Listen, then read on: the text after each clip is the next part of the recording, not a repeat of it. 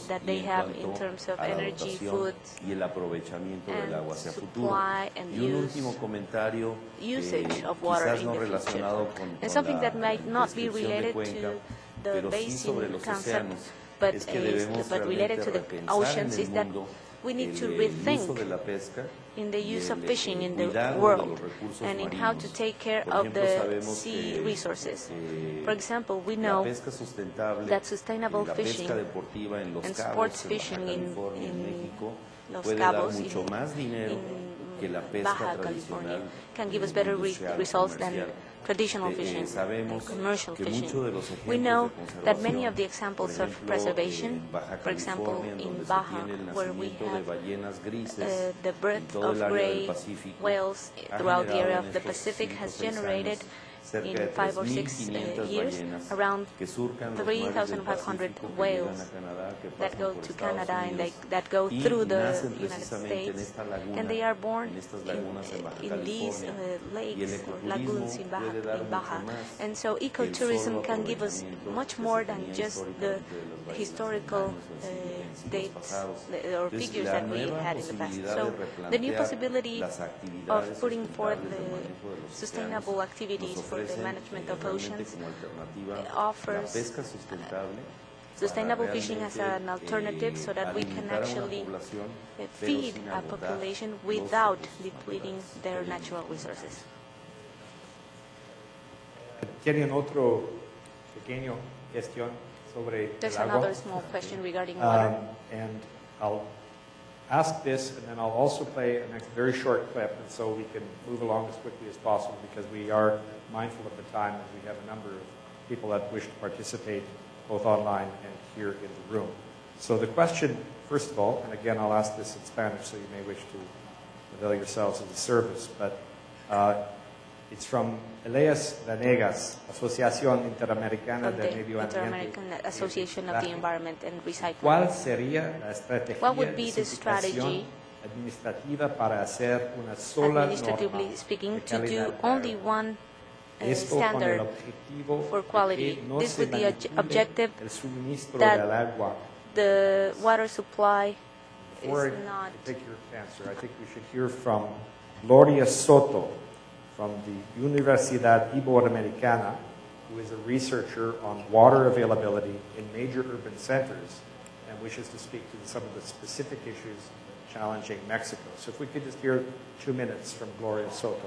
Los acuíferos y fuentes superficiales que the abastecen aquifers that de agua supply a la Ciudad water de México han to sido Mexico City severamente have sobreexplotados. been overexploited. También es necesario It is reducir also las necessary externalidades to generadas por gather la all the descarga de aguas externalities industriales y domésticas a los ríos que rodean a la with ciudad. all the rivers surrounding En the este city. sentido, And in that es sense, indispensable permitir la it is resiliencia de estos needed ecosistemas to have resilience of these ecosystems because of their high value to the society. Economic theory states that all the natural resources have a value. And in the studies that we have developed, we have found that the inhabitants are willing to pay important amounts in order to improve quality in the city. And this is a case in Tlaxcala, and the question that I have for the authorities is how is it that they think that they are going to guarantee that they recognize the value of the resource in order to improve their sustainability.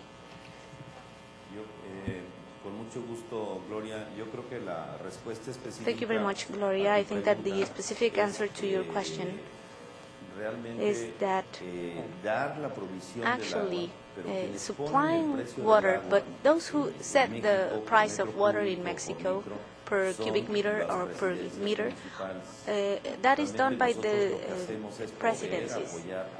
What we do is to supply the states and the municipalities to have that quality standard and to have the sanitation lines that I already talked about, and to avoid overexploitation of the aquifers, and also to implement the treatment of wastewaters. than 400 plants of different sizes, and we have restructured these 400 plants in order to continue working and cleaning these rivers that are going to the oceans, etc. Now, in relation to the other question, in terms of the quality of water quality, this is something related to the ESO 111, and this is one of the most difficult ones in terms of technical aspects, but we are continuing working, trying to standardize the system in order to be able to meet I think what we'll do in everything. the interest of time is, unless there's a specific comment from either of our other two, is let's move to the other end of the continent. And so while many communities face issues of water security and quality, others face issues of food security. So our next contribution comes from the McGill University in Montreal Climate Change Adaptation Research Group. And we'll focus on the northern tip of North America, specifically the community of Iqaluit in Nunavut. So let's hear from Dr. James Ford and students Will Vanderbilt and Sarah Stratham on food security in the Arctic. My name is James Ford. I'm an assistant professor in geography here at McGill, and I specialise in looking at the human dimensions of climate change. I work mostly with communities in the Arctic, and also indigenous communities in the Amazon and Uganda, looking at the various pathways to which climate change affects people and how people adapt. We've worked in communities across the Arctic, but since 2007 we've really focused on Iqaluit, which is the largest community in Nunavut. About 7,000 people live there, and it's really the hub of transport and services and also government for the entire Eastern Arctic. And our work there has really tried to understand how climate change has the potential to affect, and actually in some cases is already affecting, the people who live in Iqaluit. One of the most direct links that we can draw between the environmental changes that we've already seen there and human systems involves food, and specifically access to food from the land around Iqaluit. We started out working with hunters who travel on that land all the time and who are experiencing these changes firsthand. And we also talked to people in Iqaluit who weren't getting enough to eat and as a result were turning to safety nets, like the soup kitchen, for their meals. What we hadn't yet studied was the link between the food that's brought in off the land and the people who are really feeling the effects of a reduced food supply, especially in the extreme climatic conditions that we saw 2 winters ago. Sarah's work during that really tough year, I think, really helps us understand how communities across the Arctic might respond to similar conditions that we expect to see in the future. Winter 2010-2011 brought extreme environmental conditions throughout the Canadian Arctic, and these really had local impacts in Iqaluit. The temperatures were the warmest on record. The sea ice didn't freeze up until almost 2 months later than the long-term average, and when it did freeze up, it was thinner and more dangerous than ever before. Our aim was to characterize the vulnerability and resilience of the traditional food system to extreme environmental conditions. So what we wanted to do was find out whether or not these conditions impacted the ability of the Inuit hunters to harvest their traditional foods, and whether this caused any sort of food insecurity at the community level. So we interviewed 25 local hunters and surveyed 100 public housing residents to find out what factors shape vulnerability and adaptive capacity. These extreme conditions did impact Iqaluit's ecosystem. And this sort of created an interesting paradox for the hunters. So while seal were really available, the hunters said that there were lots around, they weren't necessarily able to harvest them because the poor sea ice conditions meant that they didn't feel comfortable going out on the bay. On the other hand, conditions on the land were really great, and the hunters were happy to take the land routes instead. But unfortunately, the caribou weren't really around Iqaluit very much, and that's because their vegetation got locked into the ice, which meant that they had to forage farther inland, and this meant that the hunters had to travel further distances to get caribou. What we found is that there are many opportunities for resilience in Iqaluit, and these include things such as sharing networks, which allow non-hunting households to still obtain their country food, even though they can't necessarily harvest it themselves. Overall, what this project finds is that when poor environmental conditions, such as those experienced during winter 2010-2011, are combined with poor socioeconomic conditions, such as those really common throughout the north, these can combine to really influence the traditional food system in a negative way and cause food insecurity. We aim to understand, to inform. The ultimate aim of this work is to try and find ways in which we can identify opportunities for adaptation. Well, by adaptation refers to ways in which we can reduce the negative impacts of climate change and take advantage of new opportunities. It's about strengthening indigenous systems, knowledge systems, communities to better deal with climate, to better deal with climate change, and finding ways in which we can do this, be it at a local level, or be it more formally through, say, policy structures at a regional a national level. You know, we're not mitigating. Emissions continue to grow year on year. So what we need to be thinking more about, I think, in our communities, in our governments, in the scientific community is how can we adapt? What can we do to better deal with climate change? What we need to do locally? What can policy interventions do to foster more adaptive societies? Because when we move forward, that's what we're going to do. We're going to have to adapt in the future. Well, before I turn to Minister Kent for his response, I think we have someone here who's in a position to provide some additional perspective on this. We have the mayor, I believe, if she's here, of Iqaluit, Madeline Redfern, and if she could just take the microphone and share with us her perspective as mayor of the community in question on the issues that are raised in this and in general in terms of resilience facing your community, and then I'll ask our panel to respond. Thank you. Thank you very much. Is this working now? 1, 2.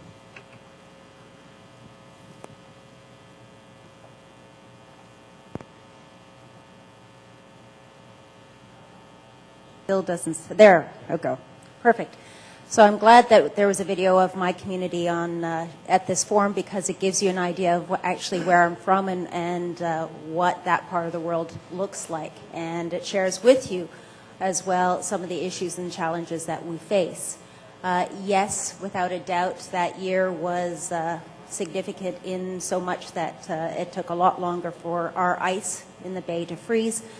This winter was different in so much that actually we got a lot of cold weather and significant number of days at about -50. And so it's important to recognize that while we sometimes have a video that looks at one season, is it can change from year to year to year. With respect to this conference, I'd like to very much thank the organizers for inviting me, because I think that not only have I learned a lot about what CEC and JPEC is doing, but also the fact that by having people from the 3 different continents, from all different regions and different cultures, allows us to share what our experiences is and our knowledge and our approaches. I think in the last couple of days, it's even important to understand that the terms or the words that we use may have different cultural meanings. Even resilience. How do we understand it? How do we achieve it? What is our cultural assessment to risk, and how are we prepared to deal with the preparations to avoid it or deal with risks or harms or disasters or changes that may occur in our communities. I also wanted to add the other important thing or message from, I guess, the North and Northerners is that while climate change is a very important issue, is that sometimes the science or how it is interpreted, or the policies or the legislation or laws that get developed to address climate change may, on its face, actually appear very good and reasonable and well-intentioned. But if there is not the participation of others who may be affected or impacted by that, as in the case of uplisting of the polar bear under the Environmental Protection Act, which laudable on its face because it wanted to address the greenhouse gas emissions and actually put pressure on the U.S. administration to do something about that, so that the effects that we see in the north with reducing ice, are mitigated. However, all that law has achieved is actually stopped our communities from actually having a U.S. Polar bear sports hunt. And even though our polar bear populations are stable and the harvest is sustainable. So that was a consequence that people were aware of, but yet it hasn't achieved the original purpose that was intended. So what I wanted to also share and with people here today I've learned in the last couple of days is that I think it would be useful if we value diversity and we value inclusion. Is Minister Kent, would Canada be prepared to find or consider ways in which to include our Indigenous people in the CEC, JPEC, or affiliated committees to ensure that our realities and our perspectives are brought to these types of forums? I think there's immense benefit for that diversity to be actually through the participation, not just the projects and not just the venues. Thank you. Mayor, if I could just, not to lose the point that was raised as well by Dr. Ford, if I could summarize, poor environmental conditions plus poor socioeconomic conditions equals food insecurity. So my question from him would be, to all of you, perhaps, how can we adapt at the local level and at the level of policy instruments? So I'd ask if you might have any response to either of these points, and I'll begin with you, Minister Kent. Well, again, food security is indeed a matter of great concern with the North with regards to climate change. I'm always very careful to point out when I attend international climate change conferences that when folks begin to raise the specter of a 2-degree temperature rise and the need to work to prevent that, I remind them that in our Canadian Arctic we are already past 2-degree temperature rise. We have seen the ice diminish. This year we did see colder temperatures for much of the winter, but again we've seen not only the seals but the caribou, the polar bear, who are proving to be somewhat resilient in their own adaptation to climate change in terms of surviving and as the Mayor just pointed out, in terms of maintaining sustainable numbers. But it is a continuing issue. It is one that the Government of Canada speaks to. With regards to participation, yes, Your Worship, the CEC is a very inclusive organization, and I think your point is well taken. As you know, our government is well represented. Our health minister is Inuit and hails from Nunavut, and is a very strong advocate at the cabinet table in raising exactly those issues and unintended consequences from very often well-intended actions. But I think that we do have there is a sense of urgency. The changes are coming very quickly. We had issues I mentioned this point in one of our earlier discussions. We had a problem in getting fuel into Eureka this year because by the time a request had been made and the permit had been issued, the landing strip had begun to melt, and we had to deliver significantly lower supplies by Hercules to that strip. Food security is a big issue, not only in terms of traditional hunt and traditional practices, but in delivering other necessities from the south. The cost of food in the north is exceptionally high. Nutrition is always an issue. Women and children are at risk, and it is something that our government with which is very seized. The only thing I'll add, thank you, Minister, interesting and excellent set of issues that I think are transferable. Not the weather is not transferable, but many of the issues, and certainly not the cultural issues. But each culture faces different choices and challenges.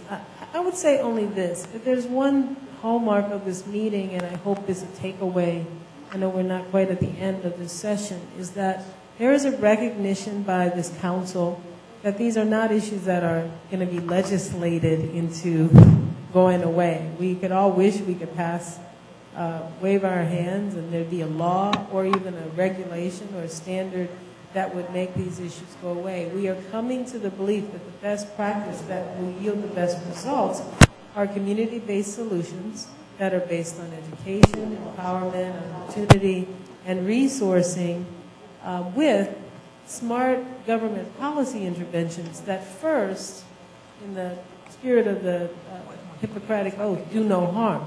So it's very important for government policy leaders to understand what the challenges are.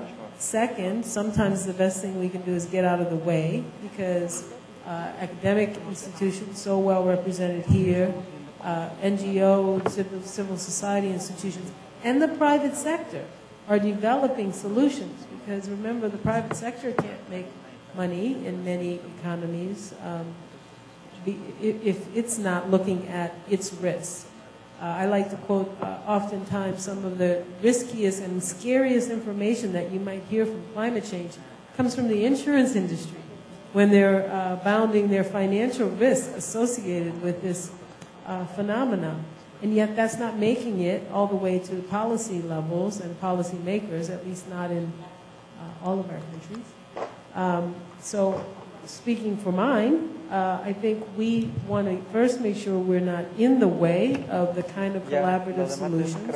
Second, we believe this organization can play a role in helping collaborators come together. So I want to thank the mayor for acknowledging that that's been an important opportunity.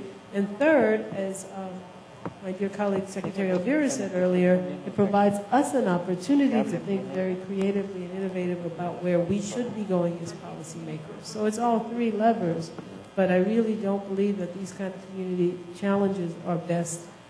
There is no one-size-fits-all government-based solution in their entirety. Well, two quick questions, and then our final intervention, and we really are out of time at that point. Now, I want to apologize for the many people who've asked questions that have been posted here that I have not been able to get to. I can assure you that we will post all of the questions as they have been received on our website, and the minimum you can share that, and we'll attend to the issue of answers as we move along. But I'm sorry, but we do have a format that we're following, and I want to thank you all for your patience. Two quick questions. One, which is familiar in terms of funding and access for support in the face of these issues. And it's a very general question, but it's basically opportunities or government support in North America at a community level in terms of funding local climate change impact adaptation research. I don't know whether there's anything specific you could answer to that question, but it's one that we see coming up here. Communities obviously looking for support in terms of pursuing the remedies and issues that we're discussing today. Well, certainly project proposals with regards to ourselves, with regards to the NAPICA program, if communities have proposals, valid proposals to make and to support, certainly we consider those proposals. I think that there is some benefit in sharing best data, best practices between our three governments in terms of information and information sharing with communities large and small, depending on what the issue. But I would say that yes, even in a time of fiscal restraint and in some cases austerity, fairly severe austerity, I think this is still a major issue that needs to be addressed, and where appropriately funded. I'll simply say this: the CEC is not the prime forum for addressing issues of adaptation in our individual countries. I mean, no government today is not looking at those issues, both local government and the larger federal government. And within the United States, those issues of adaptation are being looked at by NASA and EPA and the United States Corps of Engineers and a range of other agencies who are looking at various pieces of the pie under a combined task force that President Obama has put together.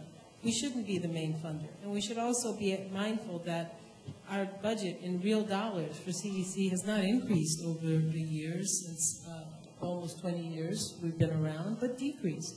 That is the fundamental conundrum of today. So we need to find innovative solutions that find ways to maximize participation and collaboration and funding, not just from the public sector, but from the private sector as well. Remember, for every acre of wetland that's lost in coastal Louisiana, for example, is an amazing and important amount of infrastructure, oil and gas infrastructure, which is owned privately and which will also be lost.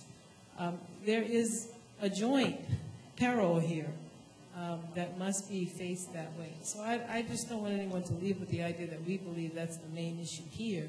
But I think what we're hearing from the seminar and the focus of the presentations in this extraordinary public interchange is how important that issue is on the ground in our three countries and on our continent.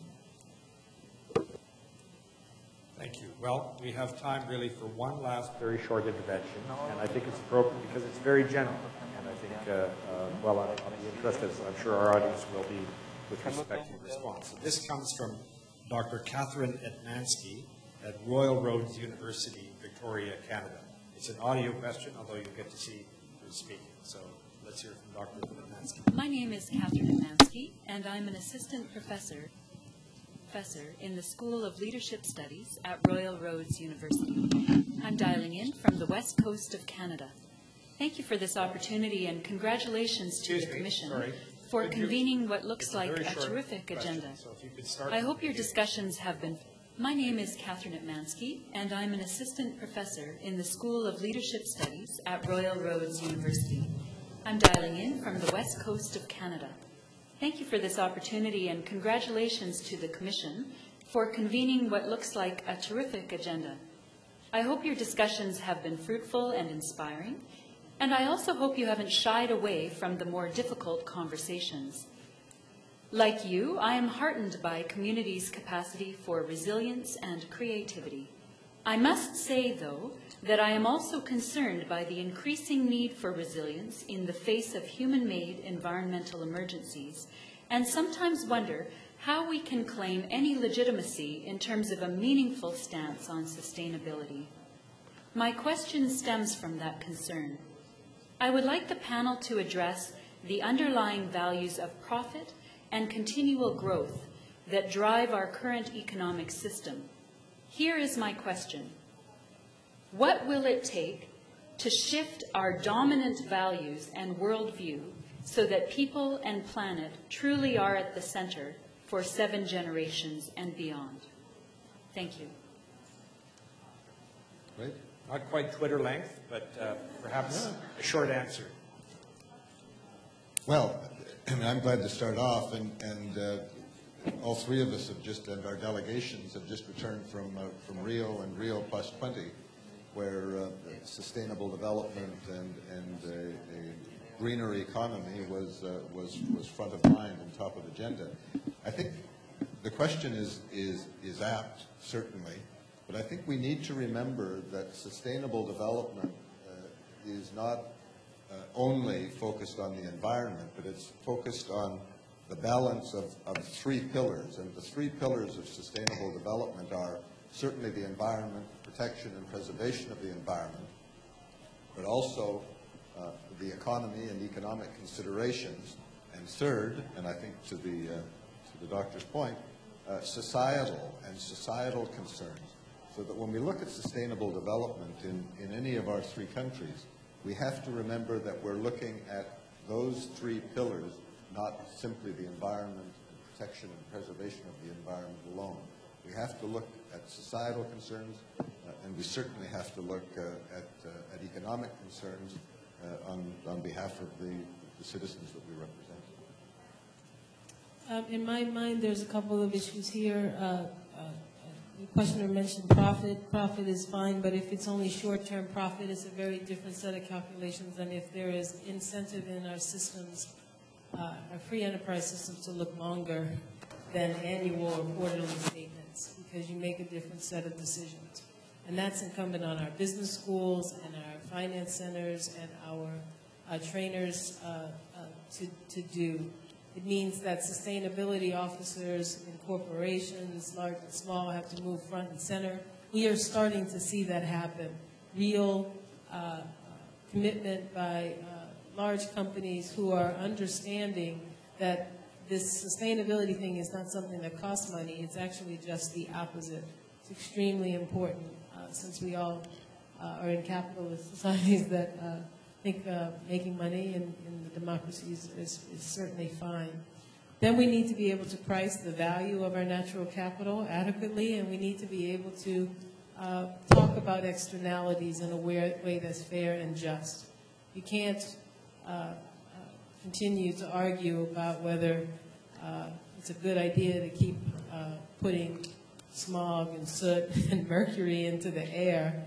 Ask the community that happens to live next to those pollutants. It's not. It's a no-brainer, as the kids would say. So we have to have those tools. Some of them are economic. The hopefulness for me is that I believe we are educating a generation of young people who by and large get it, assume that we don't have to make a choice between our economies thriving and our environment, and don't appreciate if the answer is, you guys deal with it, we're going to go over here and focus on the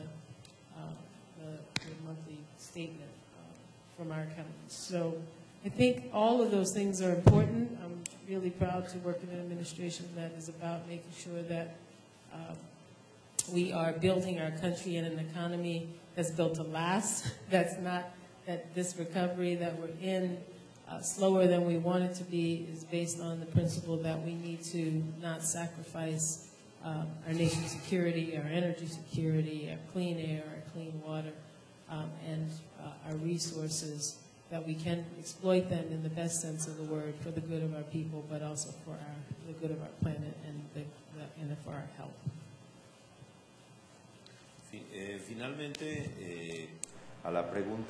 Finally, in order to answer that question regarding the benefits, regarding the profits and continuous growth, where we can give people and climate all the benefits, that is to say, to fight the climate change, I think that everything is focused on a word which is competitiveness. No one is going to stop doing their economic activities that they have to do.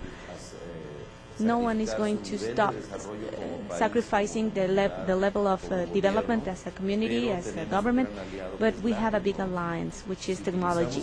If we use technology well, we are going to enter a competitiveness scheme, and all the externalities that were never considered before adequately now can be used in order to save a lot of money and to be more competitive and to actually make a revolution in terms of the current technology, to use that for the economic activities and to give the same service or good in an economic way with more technology and generating benefits for the community, for entrepreneurs, and for the society. I think that what we talked about taking care of the natural resources, is not only poetry or loving the Mother Earth or the planet. This is about competitiveness, savings, creating benefits, and parting from there, we need to change all the scheme of all the economic activities of the planet. Well, on that note, I want to conclude this session. I would like to thank our panel, and I would like to thank our audience, both here and online. Again, I apologize that we've not been able to get to all of the questions that have been posed, but as mentioned, we will share those with everyone so you can see the breadth of interest in this session. On a personal note, I just want to note that, public engagement, transparency is the hallmark of the CEC from the beginning. And I think you've seen that manifested here today. This is a wonderful opportunity, and I want to thank you for making it possible, and I want to thank our panel for their generous time in answering our questions and in participating in this discussion. So thank you very much.